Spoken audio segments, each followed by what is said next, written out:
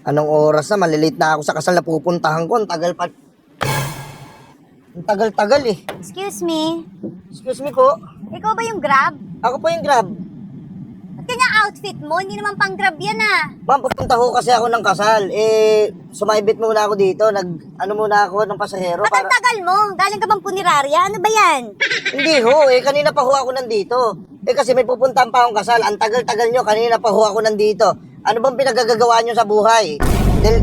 Nalit na ako, ako yung ano doon. Nakita ko, fertile ako, muna ako sa asawa ko. May problema ka? Hindi dapat, gabi nyo ginagawa yan, hindi yung... Ay, ngayon pumutok. Anong mangyayari? Gabi pa namin ginawa. Ngayon lang natapos. Saan ka?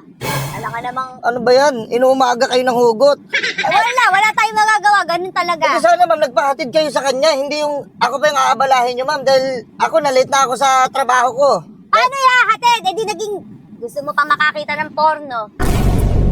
Hindi ho. Dapat to, tinext nyo ako. Meron namang conversation dun eh. Kaya malilate lang po ako ng gantong oras kasi may ginawa pa kami ng asawa ko. Tinext kita, sabi ko, late ako. Matatagalan akong labas.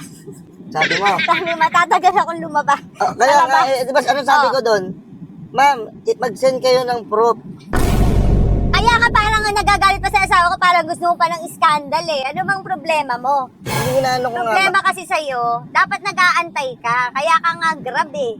Ma'am, grabe naman kasi 3 hours na ho. Okay lang sana kung 5 minutes, 10 minutes. Hindi yung ganito, ma'am. 3 hours mo ako pag-aantayin.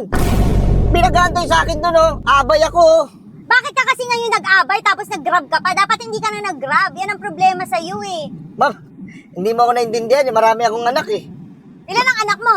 12 anak ko. Ilan ang nanay niyan? 12 rin. 12 panganay mo? Oh, hindi, wala, ganun din kasi. Wala akong magawa. Malibog din kasi ako eh. Mabilis ka pala. Baka pwede Ayoko. Gusto ko na magkaanak eh. Baka, Ma'am, ano? wag niyong iibahin yung usapan. Oh, Kung gusto niyo, ma'am, magbayad kayo sa akin ngayon para makaalis na tayo. bakit ako magbabayad sa'yo? Di pa nga tayo maalis. Ma'am, kanina pa Walang nagantay. ganon. Oy, walang ganon. Sa kahit anong, hindi pa pwede. Hindi ako, magsesend ako sa'yo ng OTP? Ano ka, Gcash? Hindi pa pwede yun. Kailangan muna tayong umandar. Paandarin mo to, tsaka ka, huwag kang magpaandar dito. Ma'am, paano ngayon nasayang ko ng oras? Anong gagawin natin doon? Sana nanood ka ng Viva Max. Hindi nga ako nanonood ng ganun, ma'am. Talaga, ang bait mo naman. Aba, hindi ko na kasalanan yan. Una sa lahat, tawagan mo ngayon yung kasal, sabihin mo, antayin ka. Ano ba naman yung antayin ka? Ano ba naman yung mag-antay muna sila? Habaan nila, magpaparit-parito yung babae doon sa wedding, sa aisle, sa church aisle. Ano?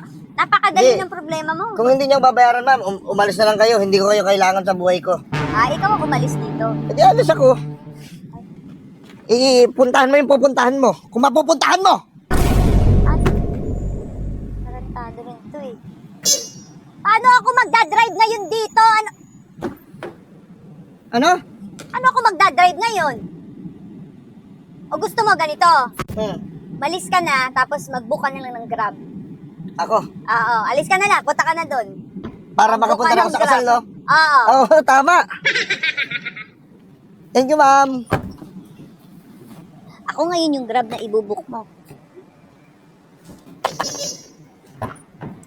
Sir, Grab? Ito pa ba yung Grab? Oo. Saan kayo, sir? Sa kasal, sana. Sige, walang problema, sir. Sige. Pero dadaanan din ako, sir, ha? Kaya ano lang tayo. Sige na, sir. Okay lang yan. O, sir, babayaran mo muna ako bago ako mandar. Ayoko na dito. Kanina, ganyan din ako eh. Thank you, ma'am. Thank you.